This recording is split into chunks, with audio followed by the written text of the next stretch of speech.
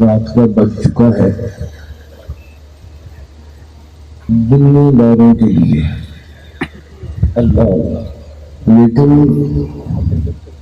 عشق و محبت کے جذبہ جو رکھنے والے ہیں ان کے لیے اس کی کوئی حیثیت نہیں ہوتی کیا پیدا ہو چکا ہے۔ آپ سارے احباب جاگ رہے ہیں، سارے احباب حشاش بشاش تشریف فرما ہے، تو میں جو بات آپ سے عرض کرنے لگا ہوں بلا توحید نہیں، قبلہ پیر سید ناصر علی شاہ صاحب تشریف فرما ہے، اور یہ عرص پاک ہے سادات کا، اہل بیت اتحاد کے گھرانوں کا۔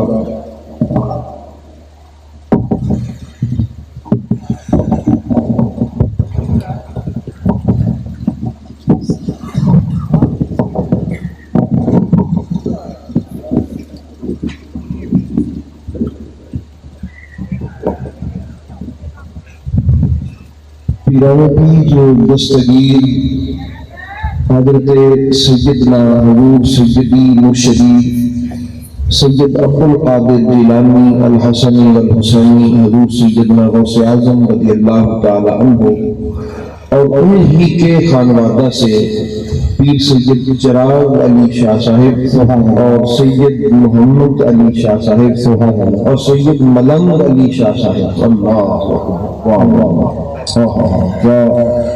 روحانیت اور جذب سے بھرا ہوا نام ہے اللہ، سید ملنگ علی شاہ صاحب اور سید محمد افضل شاہ صاحب اور پیر سید نظر حسین شاہ صاحب۔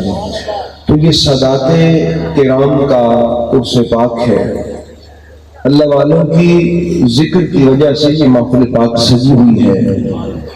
تو احباب گرامی، میں نے کوئی تمہید نہیں پڑھی، کوئی میں نے آیت یا حدیث کا سہارا نہیں لیا، صرف ایک ڈائریکٹ آپ سے یہ بات کرنا چاہتا ہوں۔ آپ جتنے بھی احباب تشریف فرما ہیں، بات ذرا بڑی سخت ہے، معذرت سے عرض گزار ہوں، آستانوں پہ ایسی باتیں نہیں کی جاتی جو میں کرنے لگا ہوں، لیکن افسوس بعض مرتبہ ایسے ہوتا ہے کہ آستانوں پہ بھی بعض لوگ ایسے آ جاتے ہیں کہ جن کی حیثیت کے لیے یہ بات کی جا سکتی ہے۔ آستانے پہ تو ہمیشہ ماننے والے ہی آتے ہیں، بس آپ مجھے یہ بتا دیں رات کے 1 بجے کہ آپ سب کو اس بات کا تو یقین ہے کہ آپ جتنے بھی احباب تشریف فرما ہیں کہ جو میرے سامعین ہیں، کہ آپ کے جو والدین ہیں، آپ کی بالخصوص جو مائیں ہیں، وہ تو اپنے خاوند سے وفادار تھی کہ نہیں تھی؟ بھئی آپ کی مائیں آپ کے جو ابا تھے ان سے وفادار تھی نا، تو جو وفادار ماں کی اولاد ہوگی نا، جو بات میں عرض کرنے جا رہا ہوں یہ صرف ان کے لیے ہے، جن کی ماں اپنے خاوند سے وفادار تھی اور اس کے بستر کا خیال کرتی رہی اور اس کی عزت کی حفاظت کرتی رہی اور اس کے گھر میں اور بستر پہ کسی غیر کو نہیں آنے دیا، ان کے لیے یہ بات عرض کر رہا ہوں۔ آپ کے ذہن آمادہ ہے تمام احباب کے، اور اگر جب بات ختم ہوئی نتیجہ نکلا، میں جو چند باتیں عرض کروں گا تو ہو سکتا ہے میں جو قبلہ پیر سید ناصر علی شاہ صاحب کے پیر بھائی ہیں، جو مریدین ہیں، تو شاہ صاحب کو میں علامہ دوں کہ بابا جی آج داد دینی چاہیے تھی، ان کو انہوں نے داد نہیں دی۔ تو جب کوئی ایسی بات آئے کہ جس پہ آپ محسوس کریں، یہ نہیں فضائل میں جو مولا علی کے فضائل میں، اہل بیت کے فضائل میں جو باتیں آئیں گی، ان پر پھر نیک اور پاکیزہ ماں کی اولاد کا فرض ہوتا ہے کہ جب اہل بیت کی کوئی بات ہو تو وہ خوشی سے داد پیش اور اس بات کا ثبوت دیں کہ جو نبی کریم صلی اللہ علیہ وسلم نے ارشاد فرمایا ہے کہ میری اہل بیت سے 3 قسم کے لوگ محبت نہیں کر سکتے، یا تو وہ مومن ہی نہیں ہوگا، یا تو وہ مومن ہی نہیں ہوگا، یا پھر وہ کسی بدکار ماں کی اولاد ہوگا، اور ایک اور وجہ ہے تو احباب گرامی ان میں سے اگر کوئی بات بھی نہ ہو تو پھر چاہیے کہ جب علی اور علی پاک کے گھر کی بات ہو تو اگر پاکیزہ والدین کی اولاد تشریف فرما ہو تو ان کے چہرے بھی کھل جائیں اور پڑھنے والے کو بھی پتا چلے کہ یہ پاکیزہ ماں باپ کی اولاد تشریف فرما ہے۔ بات سمجھ گئے ہیں؟ کیونکہ اہل بیت مطہر ہیں، طاہر ہیں، اطہر ہیں، اور ان سے محبت بھی طیب لوگ ہی کر سکتے ہیں، پاک لوگ ہی کر سکتے ہیں۔ تو جن کے ماں باپ نے لقمے کا بھی خیال رکھا ہو اور جن کی ماں نے نطفے کا بھی خیال رکھا ہو ان کی اولاد کو یہ ذکر من بھاتا ہے، اور جہاں یہ کوئی مسئلہ گڑبڑ ہو گیا ہو تو وہاں یہ ذکر کبھی بھی من نہیں بھاتا، پھر وہاں یہ ذکر بوجھل ہو جاتا ہے اس کے لیے سننا۔ تو احباب گرامی بس بات میں عرض کرنے لگا ہوں، تاریخ میں، احادیث کی کتابوں میں، تاریخ کی کتابوں میں ہمیں ملتا ہے کہ 87 برس مولا علی علیہ السلام کو منبروں سے گالیاں دی جاتی رہیں۔ اچھا ہم کہتے ہیں کہ گالیاں دی جاتی رہیں، میں بڑی ایک ضروری بات آپ سے کرنے جا رہا ہوں، لیکن خشک ملا جو ہے وہ کہتے ہیں کہ نہیں، گالیاں نہیں دی جاتی رہیں، سیاسی مخالفت ہوتی رہی۔ کون سی مخالفت ہوتی رہی؟ سیاسی مخالفت مولا علی کی ہوتی رہی۔ تو احباب گرامی آپ مجھے یہ بتائیں کہ یہ جو چلو ہم ایک وقت کے لیے مان لیتے ہیں کہ سیاسی مخالفت ہی صحیح، آپ کی بات ہی ٹھیک ہے کہ مولا علی کو بنو امیہ کی طرف سے گالیاں نہیں نکلتی تھی بلکہ سیاسی مخالفت ہوتی تھی، سیاسی تنقید ہوتی تھی۔ کون سی تنقید ہوتی تھی؟ تو سیاستدان جو سیاسی ناقدین تھے وہ اپنی اپنی تنقید کرتے تھے۔ ان سارے سیاستدانوں کا بادشاہ ان کو کہتا تھا کہ مولا علی پہ تنقید کرو، بھئی ہم گالی چھوڑ دیتے ہیں، اس کا معنی تو مولویوں نے خود کر لیا کہ بھئی گالی نہ کہو کہ مولا علی کو گالی کون دے سکتا ہے۔ ہم نے کہا، ہم نے مان لیا، آپ کی بات مان لی کہ وہ گالی نہیں دیتے تھے، سیاسی تنقید کرتے تھے۔ یہ سیاسی تنقید کیوں ہوتی ہے؟ جس کے خلاف سیاسی تنقید کی جائے اس کا مقصد کیا ہوتا ہے کہ جس کے خلاف ہم لوگوں کو بھڑکا رہے ہیں، جس کے خلاف ہم تنقید کر رہے ہیں، جس کے ہم ناقدین بنے ہوئے ہیں، جس کی کمی کوتاہی اور ان کی کوتاہیاں نعوذ باللہ، حالانکہ مولا علی میں کوئی کمی تھی؟ میرے رسول نے فرمایا علی پر اعتراض مجھ پر اعتراض ہے۔ میں کہتا ہوں اگر یہ ترجمہ کرو تو پھر بھی مجرم، مولا علی پر سیاسی تنقید بھی نہیں ہو سکتی، مولا علی علیہ السلام پر سیاسی تنقید بھی نہیں ہو سکتی، مگر چلو مانا یہ جرم تم نے خود قبول کیا کہ ہمارے بڑے یہ جرم کرتے رہے کہ مولا علی پر سیاسی تنقید ہوتی رہی۔ یہ سیاسی تنقید ہوتی کیوں ہے؟ اس لیے کہ لوگوں کے دل سے ان کا مقام گر جائے، ان کا دربار ختم ہو جائے، ان کا سلسلہ ختم ہو جائے، ان کے ووٹر سپورٹر ان کا ساتھ چھوڑ دے، ہمارے ساتھ لگ جائے۔ جی بالکل بھائی، سیاسی تنقید اسی لیے ہوتی ہے کہ جس کے خلاف ہم سیاسی تنقید کر رہے ہیں ان کے ووٹر سپورٹر ان کے ساتھ لگنے والے ان سے متنفر ہو جائیں، ان کا دروازہ بند ہو جائے، ان کا جو ڈیرہ جمع ہوا ہے، ان کے جو ڈیرے پہ رونق ہے، ان کے جو پیچھے چلنے والے ہیں وہ ان کا ساتھ چھوڑ دے۔ ایسا ہی ہے نا؟ تو احباب گرامی پھر میں اللہ سے عرض کرنا چاہتا ہوں کہ مولا اگر تو مجھے یہ طاقت دے تو میں آواز دوں آج ان سلاطین بنو امیہ، ان سلاطین بنو عباس کو کہ جو چاہتے تھے کہ علی کا ڈیرہ بند ہو جائے، جب میں یہ دیکھا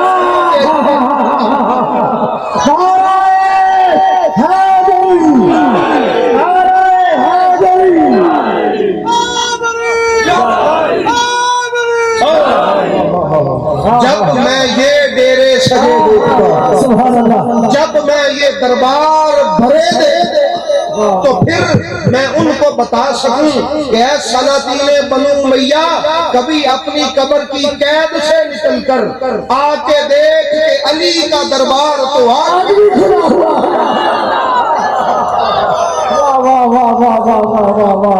حیدر حیدر حیدر حیدر حیدر حیدر حیدر علی کے دربار میں بیٹھ کے ہاتھ اٹھا کر کے کہو سبحان تو جہاں جہاں بھی کوئی علی والا بیٹھا ہو، وہ دربار اس کا نہیں ہے، وہ دربار علی کا دربار سجا۔ تو کتنی تنقید کی تم نے اور کتنے 100 برس گزر گئے تم کو کہ ہم کسی نہ کسی طرح چلو سیاسی تنقید کے بہانے سے علی کے دربار میں کمی لانے کی کوشش کریں، علی کا دربار نہ سجے، علی کا ڈیرا نہ سجے۔ مگر احباب گرامی، جب یہ بھرے ہوئے ڈیرے میں دیکھتا تو پھر اللہ سے عرض کرنے کو دل کرتا ہے کہ مولا کبھی ان کو بھیج، وہ اپنی آنکھوں سے دیکھتے۔ کبھی کوئی دربار آپ نے دیکھا کبھی؟ یا یزید کے آباؤ اجداد کا بھی کبھی دربار دیکھا کسی نے سجا ہوا؟ کسی میں جرت ہے کہ وہ کہے کہ میں یزید اور بنو امیہ کا دربار سجا کے بیٹھا ہوں؟ یہ شان میرے علی کے دربار کی ہے کہ لوگ سجانا بھی فخر سمجھتے ہیں اور اس دربار میں آنا بھی فخر سمجھتے ہیں، کیونکہ یہ علی کا دربار ہے، علی کا دربار، علی پاک کا دربار ہے۔ اور احباب گرامی،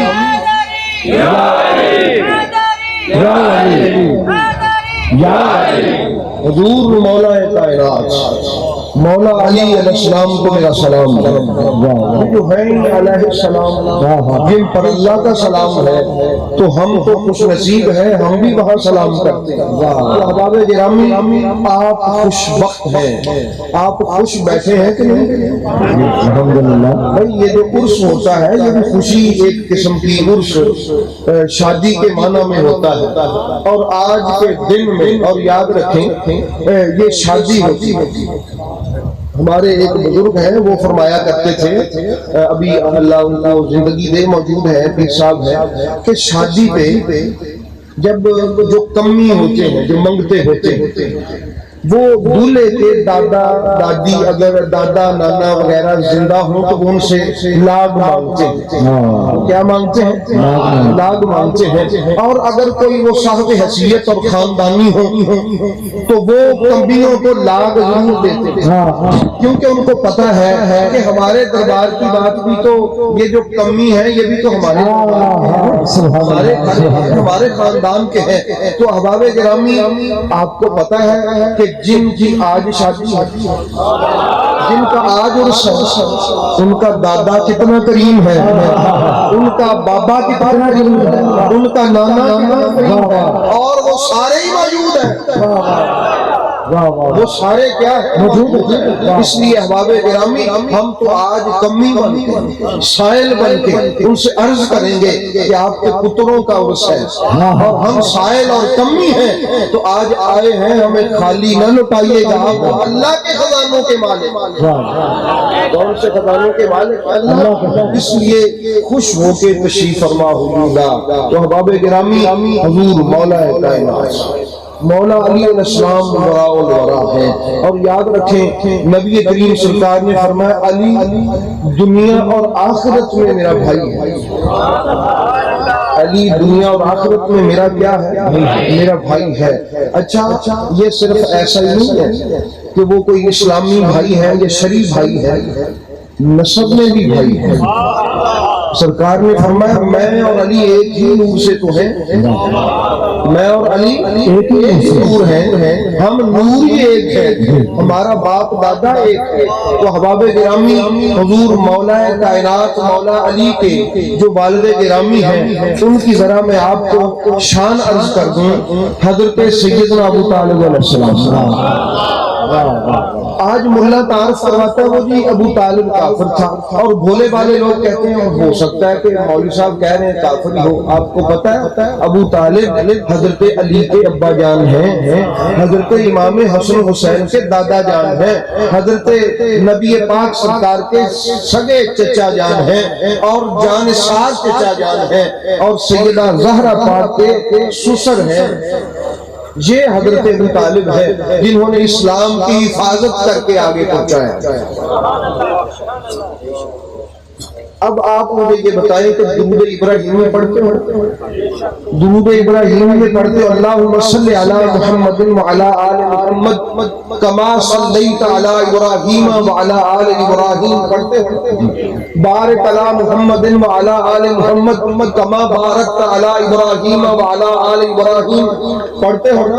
یہ آل ابراہیم کوئی نعوذ باللہ فرعون تو نہیں ہے، حامان یا شداد یا قارون تو نہیں ہے۔ آل ابراہیم یا پھر حضرت اسحاق ہے، یا اسماعیل علیہ السلام ہے، یا اوپر پھر نیچے آ جائیں ادھر مکہ المکرمہ میں حضرت قصا یا قصی ہے، حضرت سیدنا کلاب ہے، حضرت ہاشم ہے، حضرت عبد المطلب ہے، حضرت ابو طالب، حضرت عبداللہ ہے۔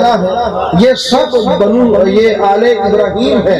کیوں؟ میں اپنے پاس سے تو نہیں کہتا، میرے نبی پاک کے نکاح کا آپ وقت دیکھیں تو ابراہیم علیہ السلام کے اس پوتے نے نکاح پہ جو الفاظ کہے تھے، حضرت ابو طالب نے الحمدللہ الذی جعلنا من ذریۃ ابراہیم وذریۃ اسماعیل، کہ مولا تیری حمد ہے تو نے ہمیں ابراہیم علیہ السلام کی اولاد میں اور اسماعیل علیہ السلام کی نسل میں سبحان اللہ۔ انہوں نے کہہ دیا کہ لوگوں یاد رکھو، تم ہمیں مسلمان سمجھو یا کافر، تم ہمیں مسلمان سمجھو یا کافر سمجھو۔ ملا حضرت ابو طالب کو مسلمان سمجھے یا کافر، مگر جب وہ علی آل ابراہیم کہے گا رب ابو طالب پر درود بھیج دے گا، رب حضرت ابو طالب پہ درود۔ تو اس لیے احباب گرامی ملا کے مسلمان سمجھنے یا نہ سمجھنے سے بات نہیں ہوتی۔ جب کوئی بھی کائنات میں علی ابراہیم کہے گا تو درود حضرت ابو طالب پہ آ جائے گا۔ انہوں نے کہا کہ ہم ہی تو حضرت ابراہیم کی اولاد ہیں، اور ہم ہی تو ان کی نسل ہیں، ہم ہی تو ان کی آل ہیں۔ احباب گرامی چونکہ وقت بھی کافی ہو چکا، چند ایک باتیں ایسی ہی مزیدار سی۔ حضور مولا علی علیہ السلام کو سرکار نے فرمایا کہ میں علم کا شہر ہوں اور علی اس کا دروازہ ہے۔ میں علم کا کیا ہوں؟ شہر، اور علی اس کا کیا ہے؟ دروازہ ہے۔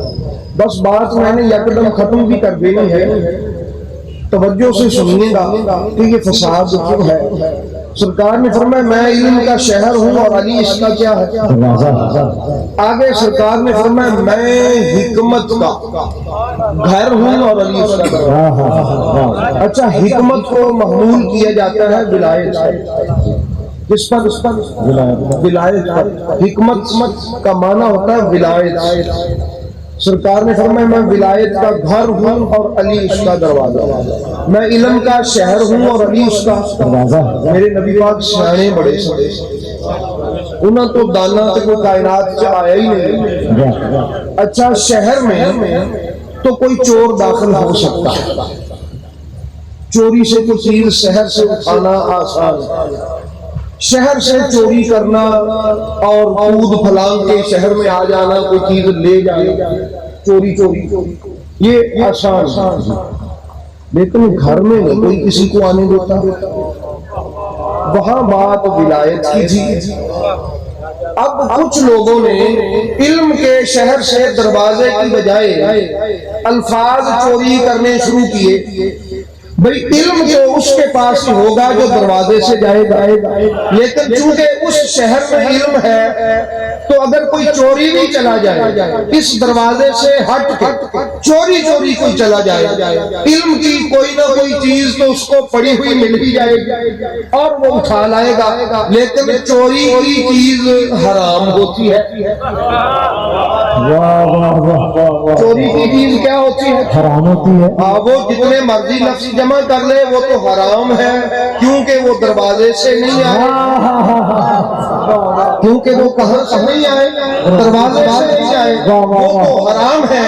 جتنے مرضی لفظ پڑے وہ حرام ہے، کیوں؟ وہ دروازے کی طرف سے نہیں آئے۔ جی جی جی، جب دروازے کی طرف سے نہیں آئے تو حرام ہے، اور جہاں حرام آ جائے وہاں برکت نہیں ہوتی، وہاں فساد ہوتا ہے، وہاں پریشانی ہوتی ہے، وہاں الجھن ہوتی ہے۔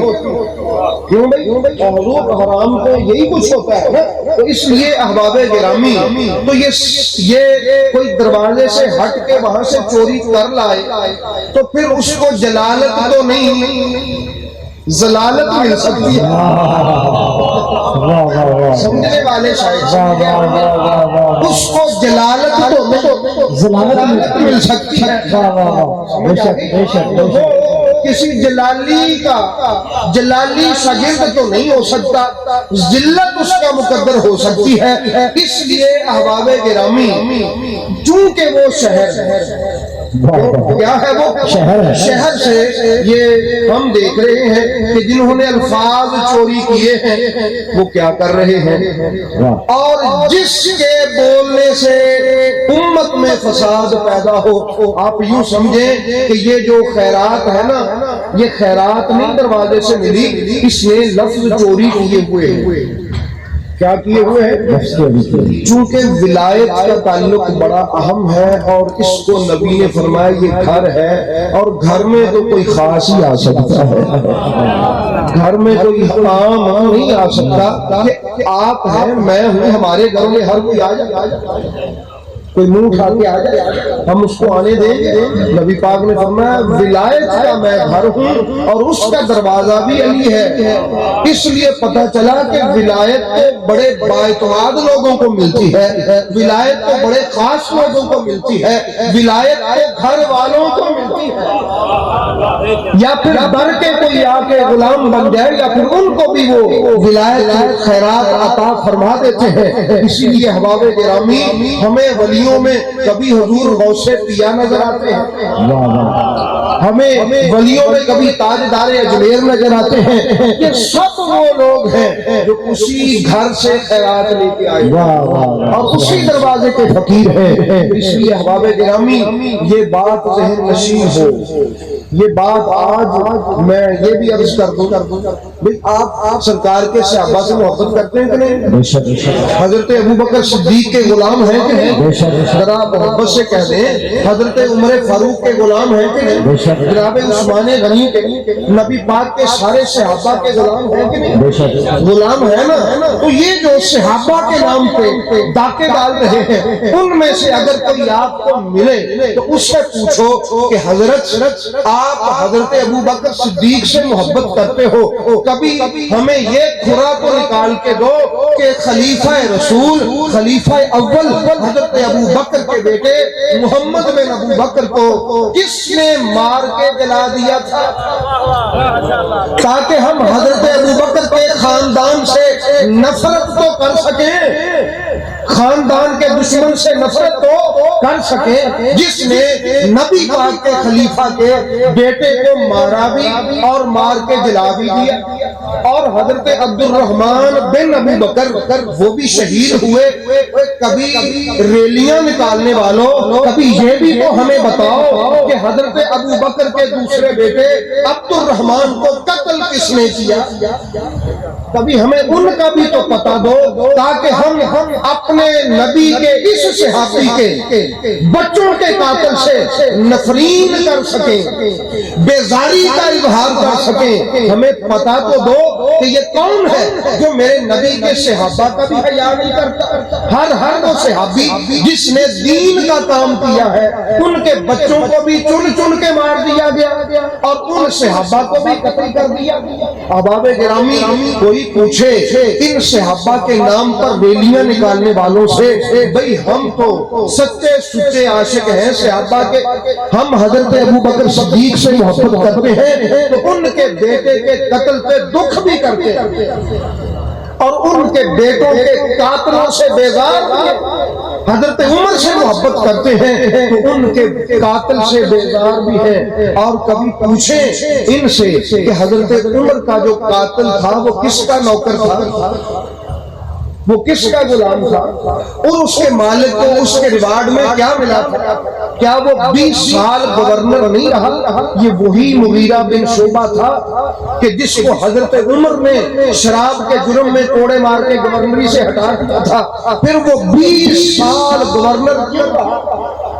حضرت عمر کو اس کے نوکر نے قتل کیا تھا۔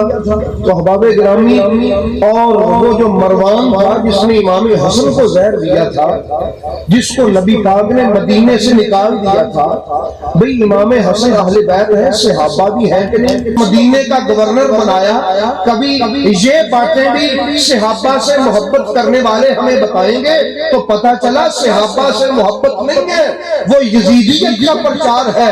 صحابہ سے محبت تو اس کو ہے کہ جس کو حضرت ابو بکر سے بھی محبت ہو، حضرت ابو بکر کے بیٹوں سے محبت ہو، جس کو حضرت عمر سے بھی محبت ہو، حضرت عمر کے بچوں سے بھی محبت ہو۔ تو احباب گرامی، حضرت سیدنا عثمان غنی ذو النورین رضی اللہ تعالی عنہ کے قتل کے پراپے گنڈے کروانے والا اور قتل کے اسباب پیدا کروانے والا وہ مروان کہاں چھپا رہا قتل عثمان کے بعد؟ ایک طرف تو حضرت علی سے قتل عثمان کے بہانے پہ جنگ، اور ایک طرف مروان جیسے مجرم کو اپنی پناہ میں رکھنا۔ تو احباب گرامی یہ ذہن میں رکھیں کہ یہ صحابہ کی شان نہیں ہے، یہ اہل بیت کی رسول ہے۔ اگر صحابہ حضرت حسان بن ثابت کا آپ کو پتہ ہے، نعت خوان تھے، ان کا بیٹا تھا ایک عبد الرحمن بن حسان۔ آپ کبھی پوچھیں نا حضرت حسان سے محبت ہے؟ نبی پاک کے شاعر تھے، نعت خوان تھے، محبت ہے؟ ان کا بیٹا تھا عبد الرحمن، ان کو زندہ دفن کر دیا تھا۔ کس نے کیا اور کس نے کروایا؟ حضرت حسان صحابی نہیں ہے اور وہ صحابی کا بیٹا نہیں ہے۔ بھئی مزہ تو تب ہے کہ صحابی سے محبت کا دعویٰ ہو تو ان کی اولاد سے بھی تو محبت کا دعویٰ ہو۔ یہ کیا ڈرامے بازی ہوئی کہ صحابہ کے بچوں کے قاتلوں کے نعرے اور یزید زندہ باد کے نعرے، یہ صحابہ کی وفاداری نہیں ہے۔ کیوں نام چھپائے جاتے ہیں؟ آپ بھی کبھی آپ کے ذمہ ہیں، جتنے نوجوان تشریف فرما ہیں، پوچھیں ان کا گریبان پکڑ کے پوچھیں کہ ہمیں بتائیں یہ صحابہ کی اولادوں کو کس نے قتل کیا ہے اور یہ کرا کہاں جاتا ہے؟ اس لیے احباب گرامی، خدا بندے جو عالم سے یہ بات مانگا کریں کہ مولا ہمیں اہل بیت کے غلاموں میں رکھ، ہم صحابہ کے غلام ہیں۔ اور آخر میں عرض کر دوں، حضرت بندہ نواز یسوع دراز اپنی کتاب میں راج العاشقین میں لکھتے ہیں، ایک بار ذرا نعرہ لگائیں واپس، نعرہ تکبیر، نعرہ رسالت، نعرہ رسالت، یہ حقیقت ہے اور سچن ہوتی ہے۔ ہاتھ اٹھا کے ذرا خیرات دیجیے پینٹر کے دیوارے سے، نعرہ ہے۔ جو بھی میرا مرید ہوگا تو وعدہ کر کہ اس کو موت ایمان پہ آئے گی۔ سبحان اللہ۔ اس کو موت کس پہ آئے گی؟ ایمان پہ آئے گی۔ حضرت غوث اعظم فرماتے ہیں میرے اللہ نے کہا کہ عبد القادر اے میرے بندے میرا وعدہ رہا، کیا رہا؟ وعدہ رہا۔ حضور غوث اعظم فرماتے ہیں کہ میں نے پھر عرض کیا مولا کتنی خوبصورت بات کی تو نے کہ تیرا وعدہ رہا، ایک بار اور کہتا کہ تیرا وعدہ رہا کہ میرا مرید ایمان پہ مرے گا۔ اللہ تعالیٰ نے پھر کہہ دیا محبوب سبحانی جو ہوا۔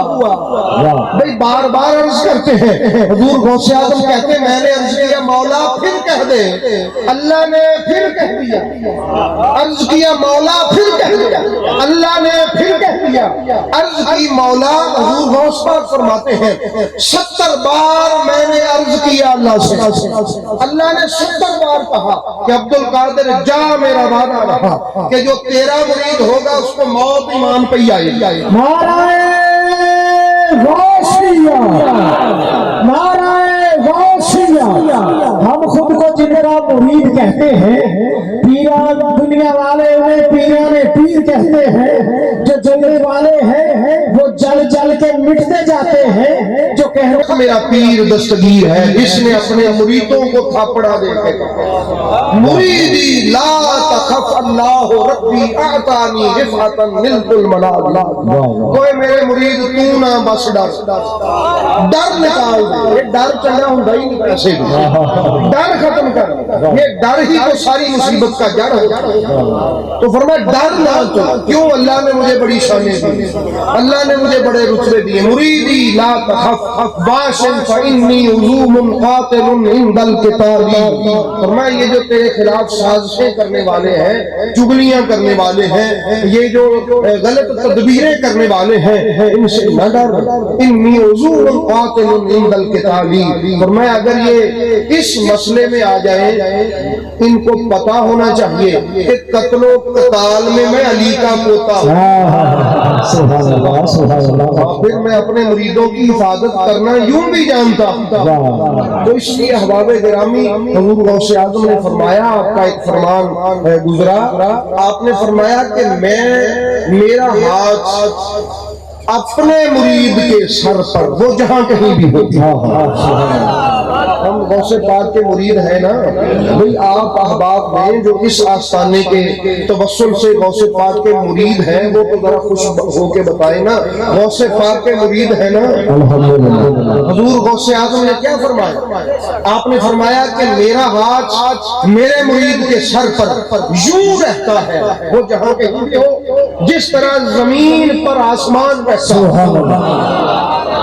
جس طرح زمین پر آسمان کا سایہ ہوتا ہے آسمان جس طرح زمین پر چھایا ہوا ہے اسی طرح میں اپنے مرید کے سر پہ اپنا ہاتھ رکھ کے کھڑا اور میں تو میرا مرید ہو تو صحیح اور پھر آپ نے ارشاد فرمایا اسی قصیدہ غوثیہ میں کہ انا الحسنی والمخدع مقامی کہ میرا مقام مخدع ہے جہاں تک آج تک کوئی ولی نہیں پہنچ سکا اور یاد رکھ لو یہ ساری شانیں یہ سارے کمال یہ سارے فضائل اس لیے ہے کہ میں حسن کا بیٹا ہوں سبحان اللہ کس کا بیٹا ہوں حسن کا حسن کو حضور غوث پاک فرماتے ہیں میرے مریدوں میں امام حسن کا بیٹا ہوں میں کس کا بیٹا ہوں امام حسن کا بیٹا ہوں جان لو میں علی کا پوتا ہوں اس لیے اللہ نے مجھے یہ فضیلتیں عطا فرمائی ہیں تو احباب گرامی بتا دیا میرے اور آپ کے پیر نے اے غوث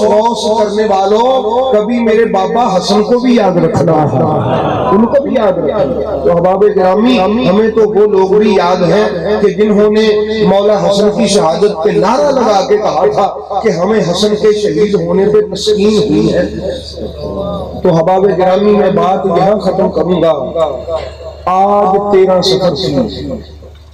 سفر کی 13 تاریخ تھی اور آج شہزادی رسول شہزادی امام علی مقام امام حسین علیہ السلام کی معصوم لخت جگر حضرت سیدہ سکینہ سلام اللہ تعالی علیہا کا یوم شہادت بھی تھا کہ جو شام کے میں بی بی سکینہ پاک کی قبر پہ بھی گیا ہوں ان کے شام میں آپ اگر بیٹھنے والے ہیں تو محسوس کر کے دیکھیں اس کرب کو کہ حضرت امام علی مقام جب جانے لگے جب سب شہید ہو گئے امام علی مقام جب جانے لگے تو سیدہ سکینہ نے میرے مولا حسین علیہ السلام کو دامن پکڑ لیا اور عرض کیا کہ بابا اتستسلم للموت کیا تو اپنے آپ کو موت کے حوالے آپ کرنے جا رہے ہیں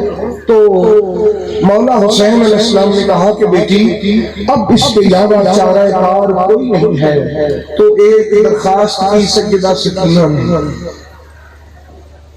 ایک درخواست کہا بابا ٹھیک ہے سب چلے گئے میرا بھائی اکبر بھی چلا گیا میرے چچا عباس بھی چلے گئے سب چلے گئے میری ایک درخواست پوری کر دیں پھر آپ میدان میں تشریف لے جائیں تو فرمایا بیٹی بتاؤ مجھے مدینے چھوڑ